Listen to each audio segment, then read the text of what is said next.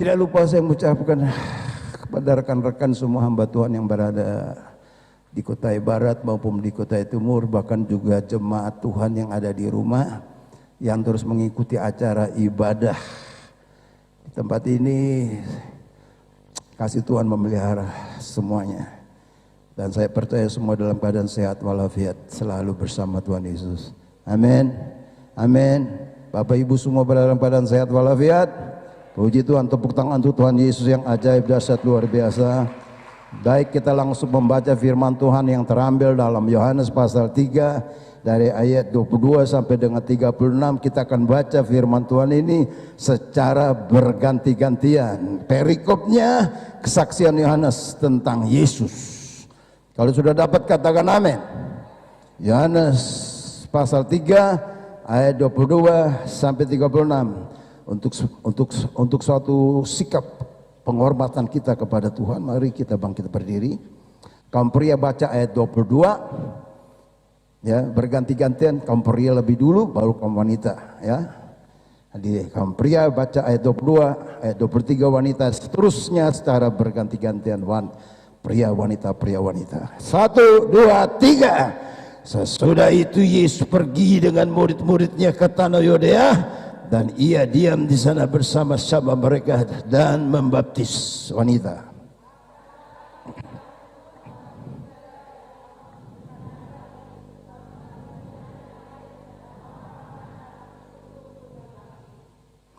Sebab pada waktu itu Yohanes belum dimasukkan ke dalam penjara.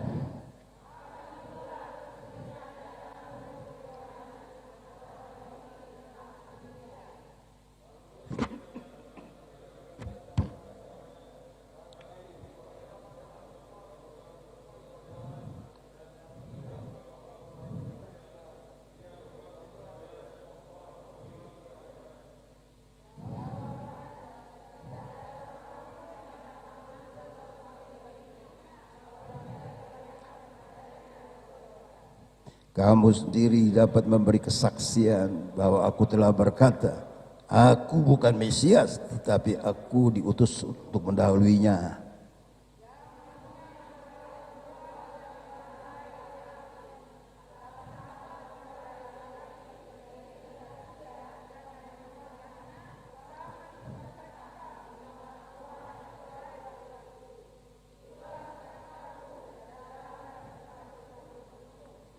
Ia harus makin besar, tetapi aku harus makin kecil.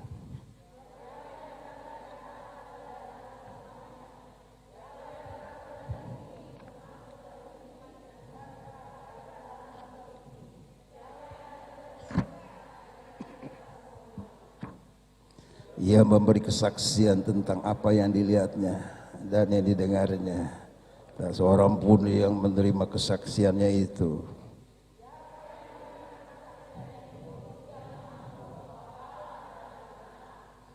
Setelah siapa yang diutus Allah, dialah yang menyampaikan firman Allah. Karena Allah mengaruniakan rohnya dengan tiada terbatas.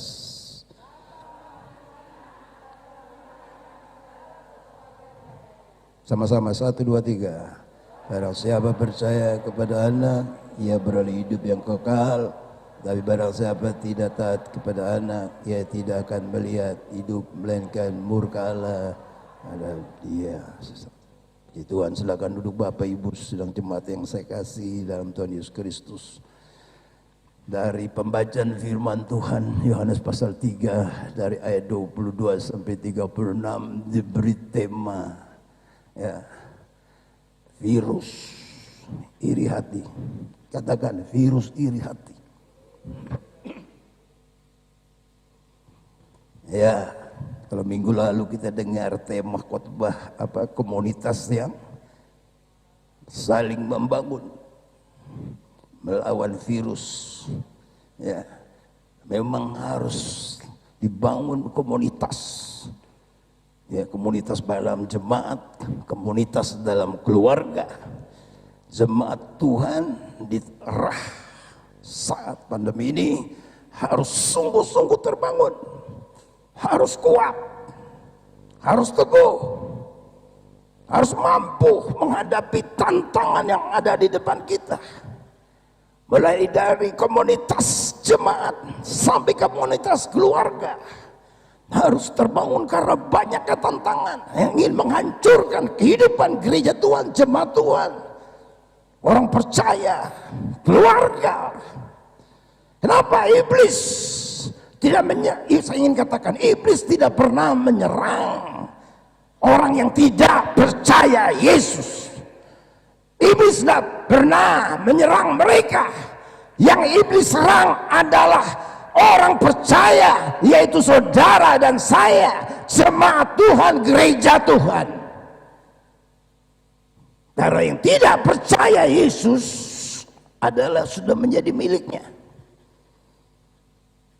Dan bagaimana dia ingin menyerang komunitas orang percaya? Ya, virus pada pagi hari ini khotbah kita, virus iri hati. Ya, virus iri hati. Ya. Karena apa? Dikatakan ada ditulis enggak di slide? Kalau tidak ada saya bacakan. Apa itu iri hati?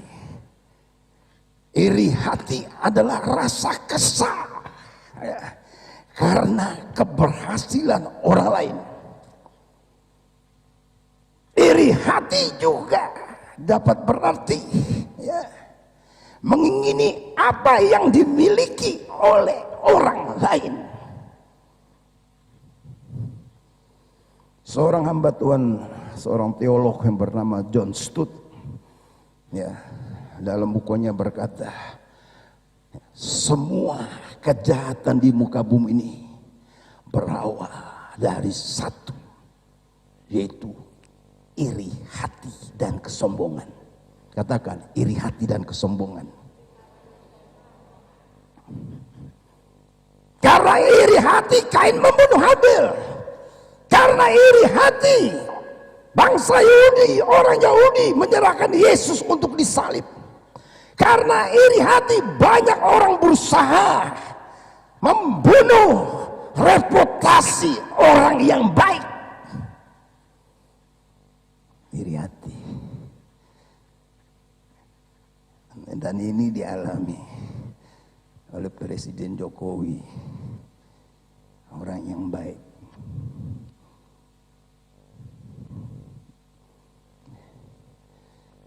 Karena iri hati.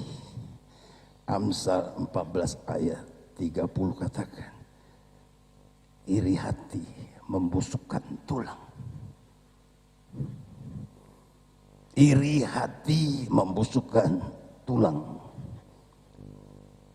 Amsal 14 ayat 30. Bisa bayangkan ayatnya?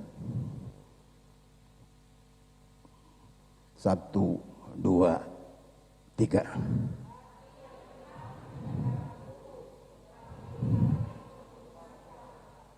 Tidak heran kalau orang iri hati, hatinya, pikirannya sama.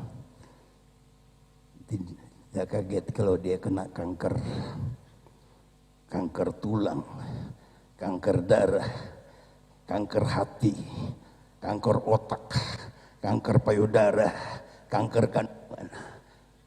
Saya tidak boleh keluar karena di syuting. Biasanya ke sana kemari. Ini karena dia diam. Datang dari apa? Iri hati. Hasil penelitian, semua penyakit yang parah-parah, yang sangat signifikan ini oleh karena iri hati. Dan itu ya, yang mewarnai kehidupan. Itu sebabnya dalam pembacaan firman Tuhan ini, dalam Yohanes pasal 3 dari ayat 26 sampai 36, bagaimana sikap hati kita untuk mengantisipasi virus iri hati untuk tidak menyerang setiap pribadi, setiap keluarga, setiap jemaat, setiap pelayan Tuhan di tempat ini.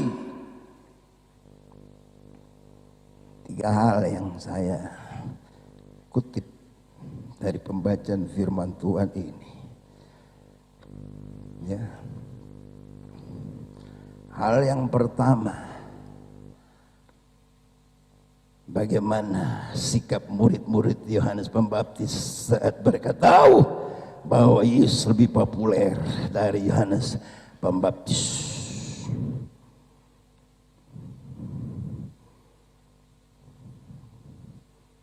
Bagaimana sikap murid-murid Yohanes kalau mereka tahu bahwa Yesus lebih populer dari guru mereka yang bernama Yohanes Pembaptis? Maka saudara telah baca dari ayat 22 sampai dengan 26 kita ketemukan di sana. Ya, dari ayat 22 sampai 26 kita ketemukan di sana apa yang terjadi. Apakah mereka turut bersukacita karena keberhasilan pelayanan Yesus atau mereka iri hati?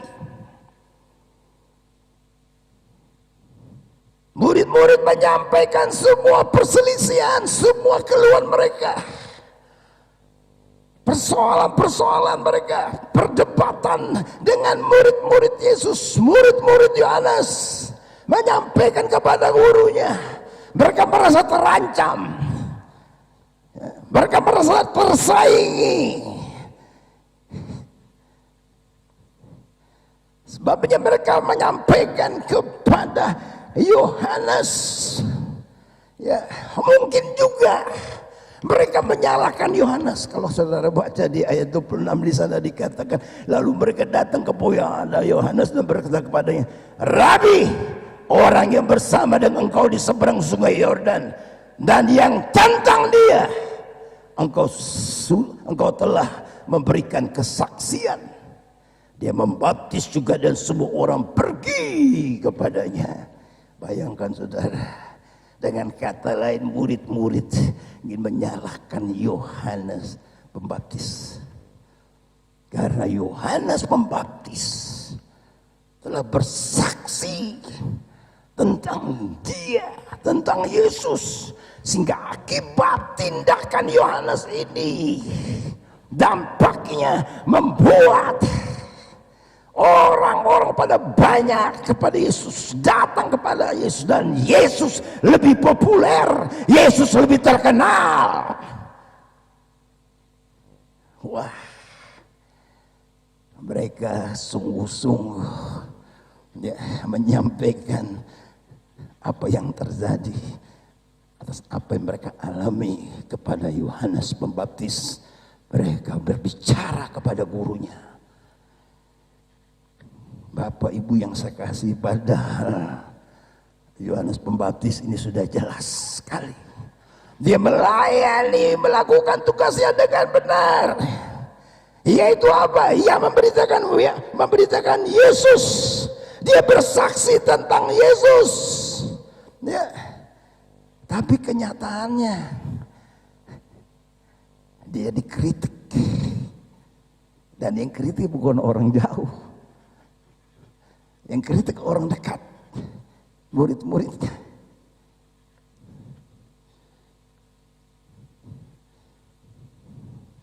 Saya ingin tanya, kalau hal ini terjadi kepada Bapak Ibu, kepada saudara sekalian, apakah sikap saudara sama seperti sikap murid-murid Yohanes Pembaptis?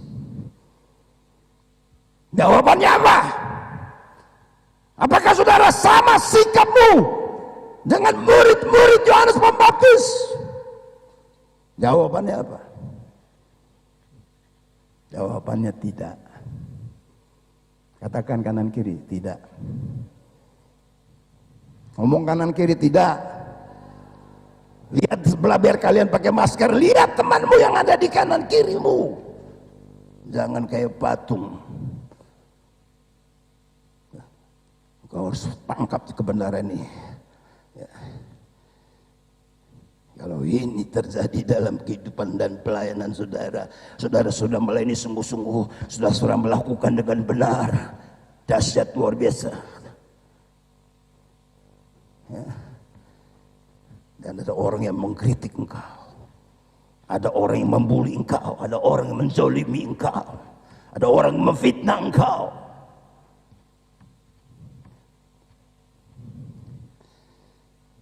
Jadi saya ingin ingatkan, jangan pernah sama dengan murid-murid. Yohanes Pembaptis. Jadi jangan pernah sama. Saudara berkata, tidak. Untuk tidak sama dengan murid-murid Yohanes Pembaptis, jangan pernah mengkritik hamba Tuhan yang menyampaikan firman Tuhan dengan benar.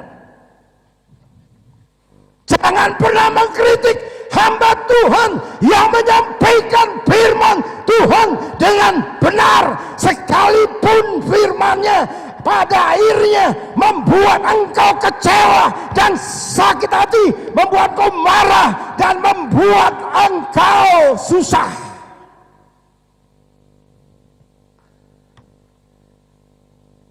Kau marah karena khotbahnya, karena firman-Nya keras, menyentuh karakter kehidupan saudara yang paling dalam, mencabik-cabik, menusuk bagaikan pisau sampai ke ulu hati, dan engkau menolak firman Tuhan karena menyentuh karakter kehidupanmu yang paling dalam. Engkau tersinggung karena semua dosamu ditelanjangi oleh firman Tuhan dari ujung rambut sampai ujung kaki. Lord Jesus, help me, help me, help me. Kau tersinggung. Kok pendeta itu menyampaikan firman-Nya, kau tahu betul hidup aku. Siapa yang nyampaikan nama dia? Siapa yang membawa suara burung ke telinga pendeta ini? Kau sakit hati dengar khotbah karena khotbahnya sampaikan tentang hati Bapa, kasih Bapa. Karena dari sejak dia lahir, dari kecil dia bertumbuh menjadi dewasa, dia tidak pernah menemukan kasih Bapa jasmani terhadap dirinya. Yang dia kenal bapaknya kejam, bapaknya jahat, bapaknya keras, bapaknya tidak pernah ada perhatian dalam hidupnya. Dengar khotbah hati Bapa, dia tidak bisa terima. Karena dia pikir Bapa jasmani sama dengan Bapa ilahi. Bapak Ibu yang saya kasih, kau harus berani menerima kebenaran setiap firman Tuhan, baik itu keras maupun itu lembut. Kalau itu menjawab apa yang menjadi masalah dalam hidupmu secara pribadi, katakan kanan kiri, bertobat. Katakan kanan kiri, bertobat. Menyerah saja. Setiap kali saya tidak tahu, tapi firman Tuhan kalau sudah disampaikan dalam kanseling-kanseling pribadi, dalam kanseling-kanseling keluarga, yang bisa mengetahui itu hanya firman. Saya tahunya nyampaikan firman. Saya tidak tahu masalah mereka, tapi firman yang membongkar masalah mereka. Firman Tuhan itu lebih berkuasa bagaikan pedang yang bermata dua, yang menembus sampai kemana? Ke relung hatimu. Jadi kalau kita juga menjadi, saya ingin ingatkan, kalau kita menjadi pembawa firman Tuhan, kalau kita menjadi pembicara firman Tuhan, entahkah kita sebagai ketua sekolah minggu, WBI, KTB, kaum pria, ibadah, maka waktu engkau menyampaikan firman Tuhan, engkau harus siap dikritik. Katakan harus siap dikritik. Sekalipun engkau sudah mempersiapkan dan menyampaikan sesungguh-sungguh, dengan benar, dengan tulus, engkau harus siap dikritik. Engkau telah lakukan itu dengan benar. Tapi yang menjadi pertanyaan saya, waktu engkau mengalami peristiwa itu, maukah engkau tetap setia melakukan yang benar itu? Yang menjadi pertanyaan saya, maukah engkau tetap setia melakukan hal yang benar itu? Atau engkau kecewa, engkau marah, kau sakit hati karena engkau sudah banting tulang, banting segala-galanya, banting duit bagi pekerjaan Tuhan, bagi pelayan, dan kau kecewa kenyataannya. Kau dikritik habis-habisan, dan kau mundur, tidak Tuhan-Tuhanan, tidak pelayanan-pelayanan. Kau sakit hati dengan pendeta, kau tunjuk-tunjuk dia, kau maki-maki dia, kau hakimi dia. Saya ingin katakan ini, di perah pandemi ini membuktikan kemurnian iman orang percaya dalam mengiring dan melayani Tuhan. Motivasi saudara, tujuan saudara dalam mengiring dan melayani Tuhan. Saudara siap diproses, saudara siap dimurnikan. Pribadi lepas pribadi, keluarga lepas keluarga. Sebabnya Bapak Ibu yang saya kasih dalam Tuhan Yesus Kristus, saudara harus tetap siap, tetap setia. Setia sampai kapan? Wahyu pasal 2 ayat 10b katakan setia. Baca Wahyu pasal 2 10b. 1, 2, 3. Baca aja semuanya. 1, 2, 3.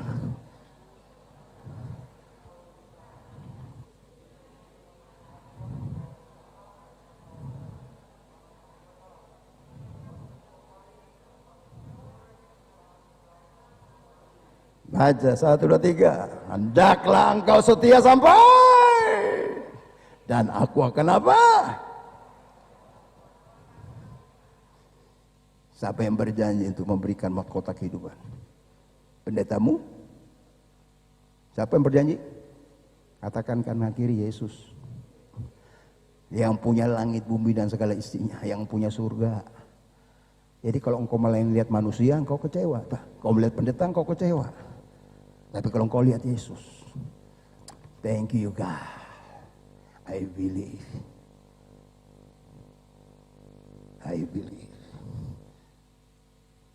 Saya tetap percaya. Sekalipun semua orang menyangkal dan meninggalkan dia, aku akan tetap pegang salib Yesus. Karena salibnya ku hidup, karena salibnya ku menang.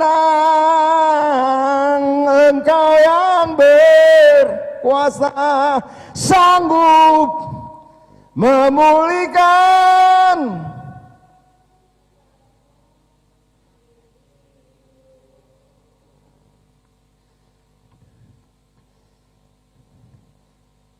Kalau dia yang berjanji, dia Allah yang setia. Kalau saya berjanji, saya masih bisa tidak setia. Suamimu masih bisa tidak setia. Istrimu masih bisa tidak setia. Pemimpinmu masih tidak setia. Orang tuamu masih tidak bisa setia. Tapi kalau Tuhan yang berjanji, dia Tuhan yang setia. Dia tidak pernah berubah. Sebabnya Bapak Ibu yang saya kasih dalam Tuhan Yesus Kristus, keluhan dari murid-murid Yohanes Pembaptis ini sudah jelas.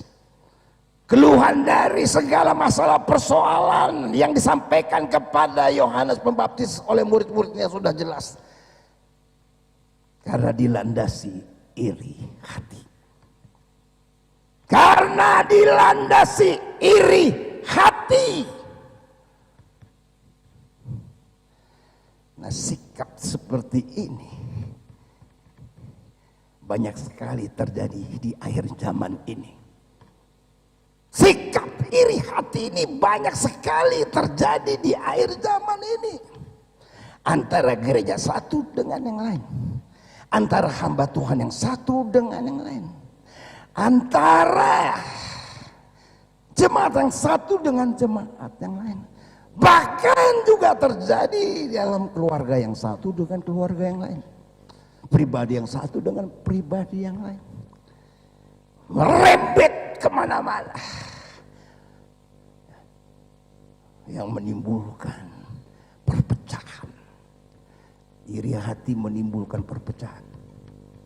Iri hati menimbulkan ketidaksenangan, kemarahan, kecewa, dan lain sebagainya. Karena itu Bapak Ibu Saudara sekalian saya kasih, kita harus hati-hati dengan virus iri hati ini.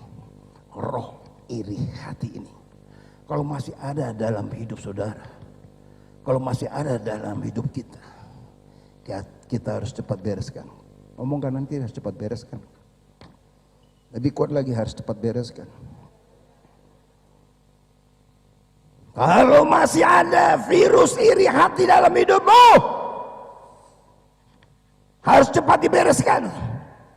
Supaya tidak ada dosa-dosa lain lagi yang merambat menghancurkan hidupmu, menjadi sumber kebinasaan.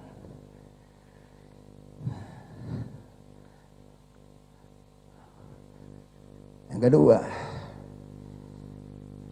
bagaimana agar terhindar dari iri hati? Ayat 27 dari pembacaan firman Tuhan ini. Kita baca ayat 27 jawabannya. Jawab Yohanes, tidak ada seorang pun yang dapat mengambil sesuatu bagi dirinya kalau tidak dikaruniakan kepadanya dari surga. Melalui ayat ini menunjukkan dengan jelas ya, keberhasilan sesuatu pelayanan seorang hamba Tuhan itu oleh karena Tuhan yang memberkati, oleh karena datangnya dari Tuhan.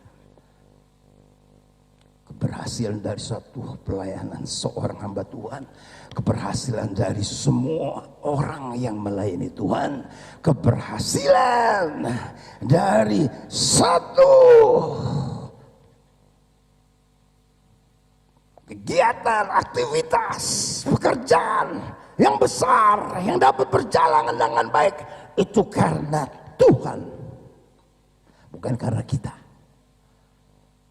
Kalau engkau bisa berhasil, kalau engkau bisa sukses, kalau engkau bisa diberkati, itu karena Tuhan. Amin. Amin. 1 Korintus 3 ayat 5 dan 7. 1 Korintus 3 ayat 5 dan 7. 1, 2, 3. Jadi apakah Paulus pelayan Tuhan yang olehnya kamu menjadi percaya, masing-masing menurut jalan yang diberikan Tuhan kepadanya. Terus ayat 6. Karena itu yang penting bukanlah menanam atau yang menyiram, melainkan Allah yang memberi pertumbuhan. Ada yang menanam, ada yang menyiram. Siapa yang memberikan pertumbuhan? Siapa yang memberikan pertumbuhan? Aduh, sudah capek-capek tanam, sudah capek-capek siram.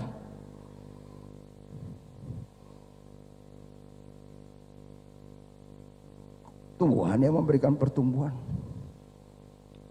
Saudara sudah bekerja mati-matian, melayani mati-matian. Tidak ada perhatian, tidak ada apresiasi, tidak ada pujian, tidak ada kehormatan, tidak ada kemuliaan. Kerjakan aja kalau memang saudara hanya bagian siram kok.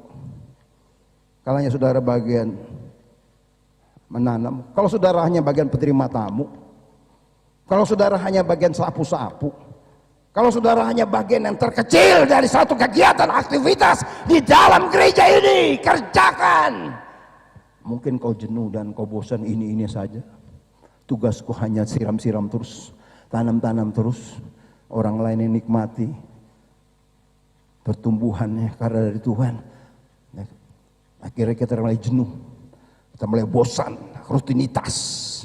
Padahal kalau kita berjalan sesuai karunia, sesuai talenta, potensi yang ada pada dirimu, engkau tidak akan pernah dengki, engkau tidak akan pernah iri.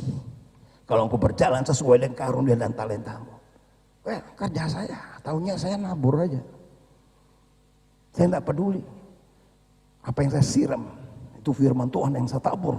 Mau kembali nggak kembali, mau bertobat nggak bertobat, nggak ada masalah bagi saya.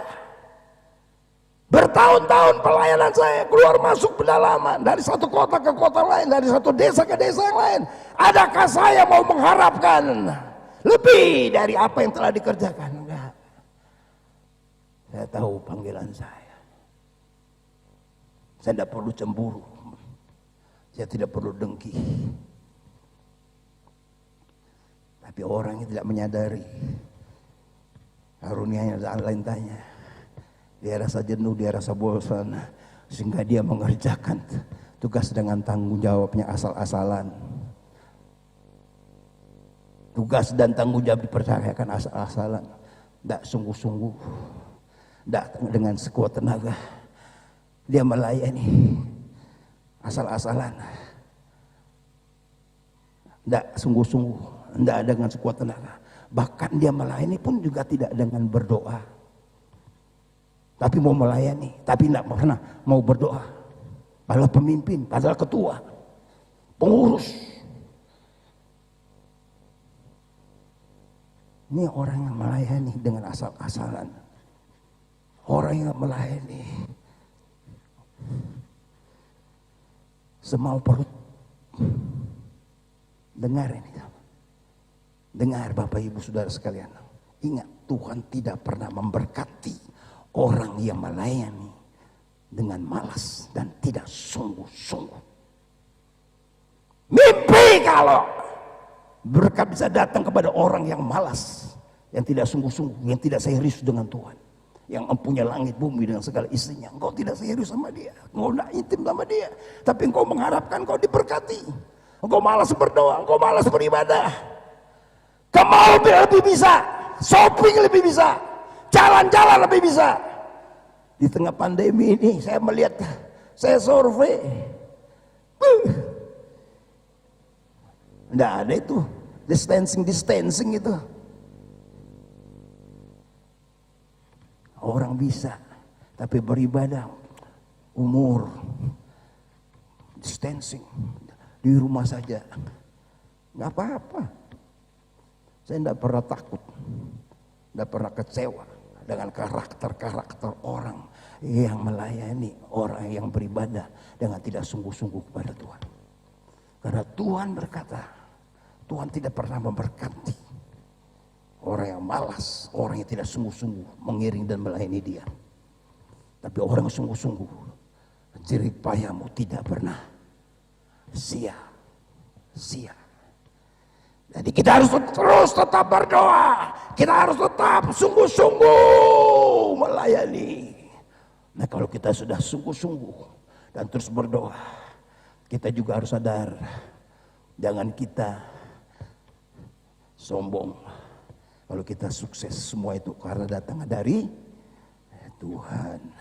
Sehingga kalau kita renungkan ayat 27 ini, kembali ke ayat 27 ini, maka pada waktu kita melihat orang diberkati, maka pada waktu kita melihat pelayanan seorang sukses, kita memandangnya dan berkata, segala puji, hormat, kemuliaan hanya bagi Tuhan. Sehingga tidak ada kita bisa terkena virus iri hati. Kalau engkau berkata melihat temanmu, keluargamu, siapa saja dan dia berhasil, engkau berkata puji Tuhan luar biasa diberkati, segala puji hormat kemuliaan hanya bagi Tuhan, maka engkau juga akan menikmati janji dan berkat Allah. 1 Korintus 12 ayat 26 ayat 2 B, baca saja sudah bagian B, tapi tidak usah dari awal. 1, 2, 3. Karena itu jika satu anggota menderita, semua anggota turut. Tapi jika satu anggota, semua anggota. Kalau engkau diberkati, maka kita berkata puji Tuhan, segala puji hormat kemuliaannya bagi Tuhan. Maka kita juga mengalami sukacita. Jangan kamu lihat sakitnya, lihat orang sukses, sakitnya sudah bukan di sini, di lutut semua, di tangan, di bahu, mau lumpuh. Hidup ini sudah Hidup ini sudah berat, tapi karena engkau isi hidupmu dengan pikiran-pikiran yang negatif, hidupmu tambah parah. Hidup ini nggak mudah. Kalau sudah tahu hidup ini nggak mudah, jangan pernah masukkan pikiranmu dengan virus iri hati. Amin. Amin, katakan jangan iri hati. Tapi engkau memberkati dan berkata luar biasa sukses, maka engkau pun turut bersuka cita. Karena dia diberkati, seluruh anggota juga mengalami berkat. Dahsyat, dahsyat. Itu doa saya supaya saudara diberkati. Maka saya tinggal menikmati.